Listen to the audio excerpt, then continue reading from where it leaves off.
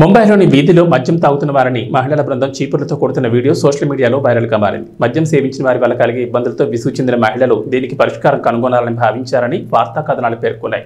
దీంతో వీధుల్లో మద్యం సేవించకుండా ఈ విధంగా అడ్డుకున్నారని వివరించాయి.